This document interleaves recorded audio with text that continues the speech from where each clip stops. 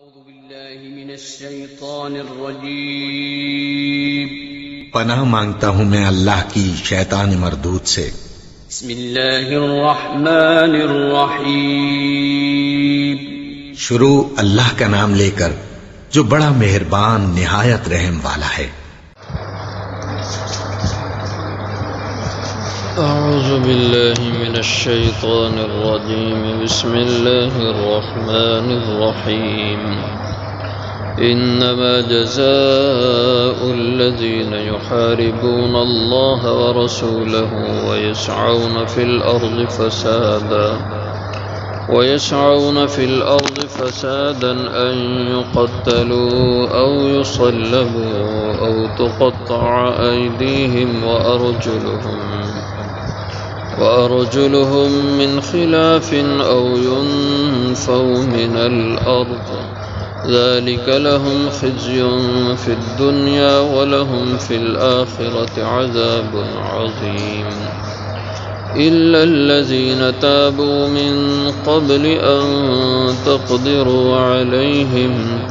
فاعلموا أن الله غفور رحيم انما جزاء الذین بے شک سزا ان لوگوں کی یحاربون اللہ ورسولہ جو لڑائی لڑیں اللہ اور اس کے رسول سے ویسعون فی الارض فسادا اور کوشش کریں زمین میں خرابی پیدا کرنے کی ان یقتلوا تو ان کی سزا یہ ہے کہ انہیں قتل کر دیا جائے او یصلبوا یا سولی چڑھا دیا جائے او تقطع ایدیہم یا کاٹ دیے جائیں ان کے ہاتھ وارجلہم اور ان کے پاؤں من خلاف الٹے طریقے سے او ینفوا من الارض یا ان کو دور کر دیا جائے اس زمین سے ذالک لہم خزی فی الدنیا یہ ہے ان کے لیے رسوائی ذلت دنیا میں وَلَهُمْ فِي الْآخِرَةِ اور ان کے لیے آخرت میں عذاب عظیم عذاب ہوگا بڑا إِلَّا الَّذِينَ تَابُوا مگر جو لوگ کہ انہوں نے توبہ کی من قبل اس کے ان تقدروا علیہم کہ تم قابو پاؤ ان پر فَاعْلَمُوا تو جان لو ان اللہ غفور الرحیم کہ بے شک اللہ بخشنے والے ہیں مہربان۔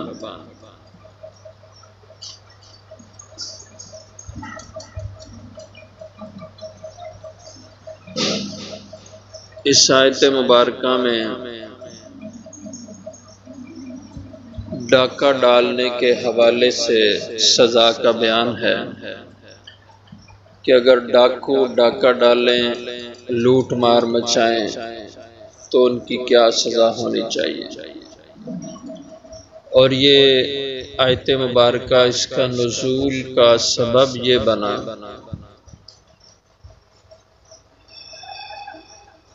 کہ دو قبیلے تھے اوکل اور اورینا، اس کے 8-9 آدمی حضور صلی اللہ علیہ وسلم کے پاس آئے اور آ کے کہا ہم مسلمان ہوئے، ہم آپ کے پاس کچھ رہتے ہیں دن اور دین سیکھتے ہیں، رہ گئے مدینہ منورہ میں اور کچھ دن گزرے تو یہ بیمار ہو گئے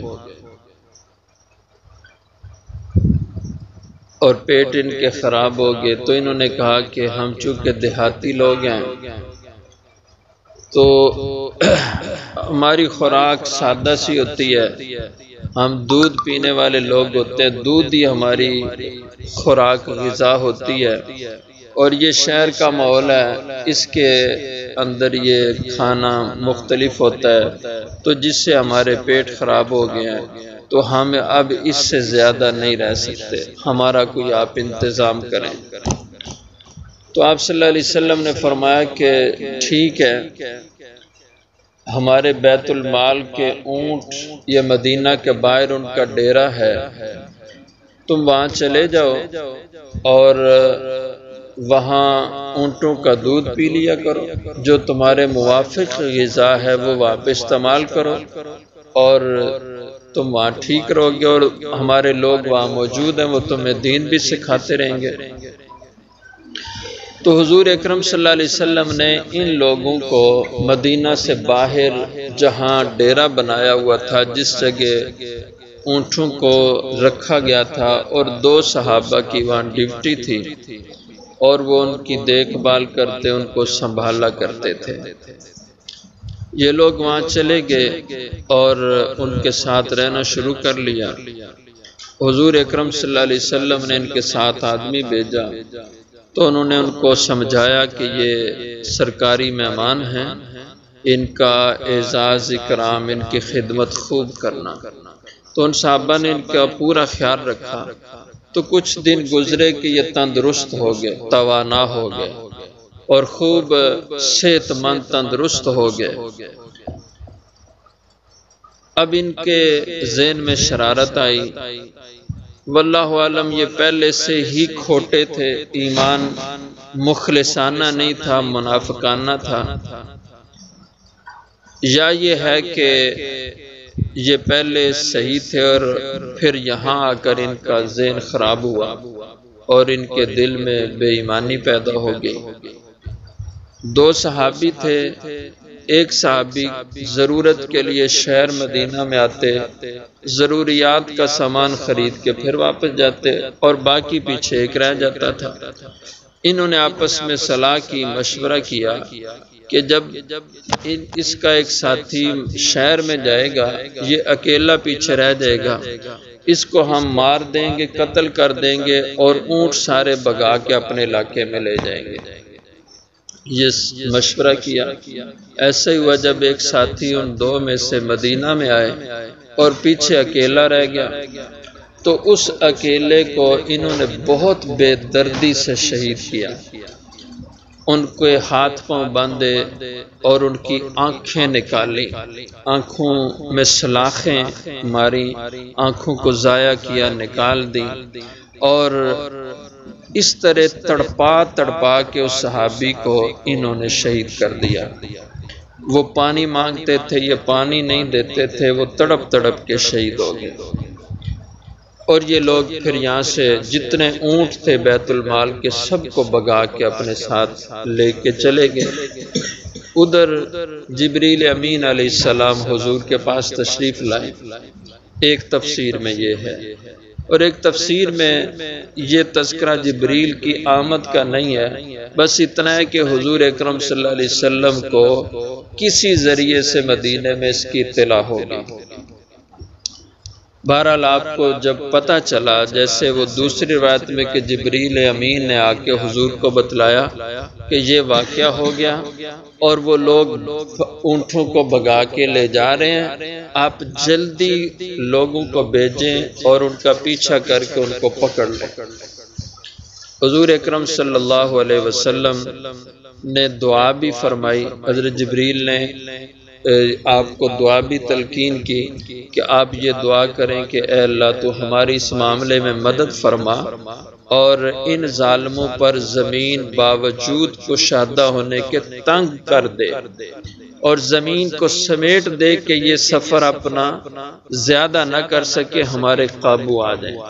تو اللہ نے ایسے کیا، صحابہ مدینہ سے نکلے، وہ بہت تیز جا رہے تھے لیکن زمین ان کا ساتھ نہیں دیتی، انہوں نے جا کے ان کو پکڑ لیا اور پکڑ کے لے آئے مدینہ منورہ میں۔ اس پر اللہ تعالیٰ نے یہ آیت مبارکہ نازل فرمائی، تو جبریل امین علیہ السلام نے فرمایا کہ ان کی سزا اب یہ ہے کہ ان کو قتل کیا جائے، اور ان کے ساتھ بھی ایسا ہی رویہ حضور صلی اللہ علیہ وسلم نے اختیار کیا جیسا انہوں نے اس صحابی کے ساتھ کیا تھا، اور سب نے اعتراف جرم کر لیا کہ ہم نے یہ کام کیا اور اس طریقے سے اس صحابی کو ہم نے قتل کیا۔ تو فرمایا انما جزاء الذین، بے شک سزا ان لوگوں کی یحاربون اللہ ورسولہ، جو لڑائی لڑیں جنگ کریں اللہ اور اس کے رسول سے، جیسے ان لوگوں نے کہ اللہ اور اس کے رسول کے نمائندے جو تھے ان کے ساتھ ایسا ظلم کہ یہ اللہ رسول سے جنگ تھی۔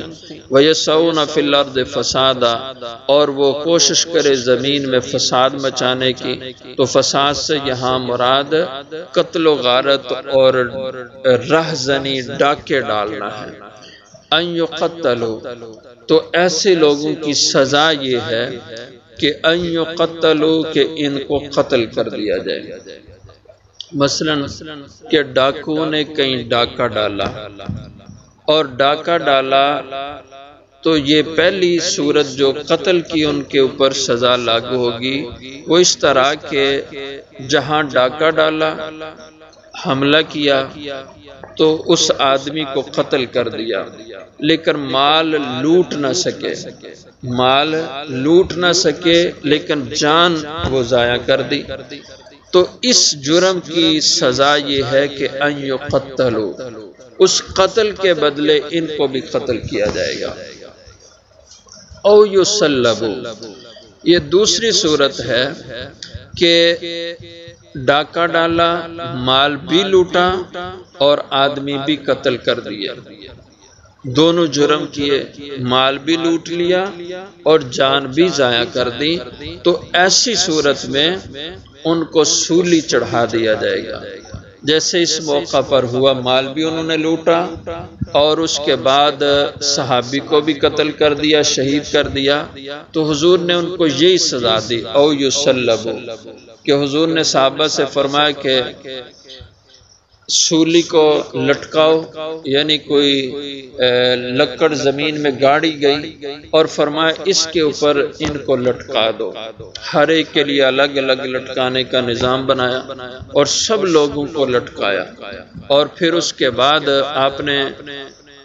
ان کے ہاتھ پاؤں بندھوائے۔ بعض روایتوں میں تو یوں آتا ہے کہ پہلے چوری کی سزا ان کو دی، ہاتھ پاؤں ان کے کاٹے، جو آگے تیسری صورت یہاں پہ لکھی ہوئی ہے، اور اس کے بعد ان کی آنکھیں نکالی، جیسے انہوں نے اس صحابی کے ساتھ کیا تھا ویسا ہی معاملہ حضور صلی اللہ علیہ وسلم نے ان سے کیا۔ اب یہ بھی پانی مانگتے تھے، تڑپتے تھے، لیکن آپ نے فرمایا کوئی ان کو پانی نہیں دے گا، یوں تڑپ تڑپ کے یہ مریں گے، تو اسی طرح تڑپا تڑپا کے ان کو مارا گیا۔ یہ تو اس موقع پر ہوا، لیکن اس کے بعد اللہ جل شانہ نے منع فرما دیا کہ کسی کا مسئلہ نہیں کرنا، کہ اعضاء کسی انسان کے نہیں کاٹنے۔ اگر کسی نے قتل کیا ہے تو قتل کے بدلے بس اس کو قتل کر دو، مسئلہ نہ کرو، مسئلہ کرنے کی اجازت نہیں ہے۔ تو یہ صرف اس موقع پر حضور اکرم صلی اللہ علیہ وسلم نے یہ عمل کیا، کیونکہ اس سے پہلے مسئلہ کرنے کی ممانعت نہیں آئی تھی، اس کے بعد اللہ نے مسئلہ کرنے کی ممانعت فرما دی، اس لیے اس کے بعد ہمیشہ کے لیے یہ قانون بن گیا کہ بس قتل کے بدلے قتل ہوگا، اعضاء کو بگاڑا نہیں جائے گا، اعضاء کو کاٹا نہیں جائے گا، بس صرف قتل کی سزا ہوگی۔ تو یہ دوسری صورت ہے سزا کی، مال بھی لوٹا ہو اور جان بھی ضائع کی ہو، تو پھر ایسی صورت میں سولی چڑھا کے اس کو موت دی جائے گی، قتل کیا جائے گا۔ او تقطع ایدیہم، یہ تیسری صورت سزا کی ہے، اور تیسری صورت جرم کی، اس کے مطابق سزا کے جرم ڈاکہ انہوں نے ڈالا لیکن مال صرف لوٹا، آدمی کوئی نہیں مارا، کسی کی جان نہیں لی، ڈاکوں نے صرف مال لوٹ کے لے گئے، تو اس صورت میں سزا یہ ہے کہ او تقطع ایدیہم، ان کے ہاتھ کاٹ دیے جائیں، وارجلہم، ان کے پاؤں، من خلاف، الٹے، یعنی دایاں ہاتھ تو بایاں پاؤں کاٹا جائے گا، اس طریقے سے الٹی سمت سے ہاتھ پاؤں ان کے کاٹے جائیں گے، یہ چوری کی سزا ہے۔ او ینفو من الارض، یہ چوتھی صورت ہے کہ حملہ ور ہوئے ڈاکو، نہ مال لوٹ سکے اور نہ ہی کسی کو قتل کر سکے، حملہ کیا، ڈاکہ ڈالا، لیکن کچھ بھی ان کے ہاتھ نہیں آیا، اور ثبوت ہو گیا کہ ان لوگوں نے حملہ کیا، یہ ڈاکو آدمی ہیں، لیکن کوئی چیز ان سے برآمد نہیں ہوئی، نہ ہی کسی کی کوئی چیز ضائع ہوئی، تو ان لوگوں کی بھی سزا یہ ہے کہ ينفوا من الارض، ان کو دور کر دیا جائے اس زمین کے ٹکڑے سے، اس خطے سے۔ اس کے دو مفہوم اہل علم نے لیے ہیں۔ امام شافعی رحم اللہ نے اس سے یہ مسئلہ اخذ کیا کہ اس سے مراد جلا وطن شہر بدر ہے، کہ اس علاقے سے اس کو نکال دیا جائے، اس آدمی کو۔ جرم اس کا ثابت ہو گیا، اس نے ڈاکہ ڈالا تھا لیکن ناکام ہو گیا، تو اس آدمی کو سزا ضرور دی جائے گی اور علاقہ بدر، شہر بدر کر دیا جائے گا۔ امام اعظم ابو حنیفہ رحم اللہ نے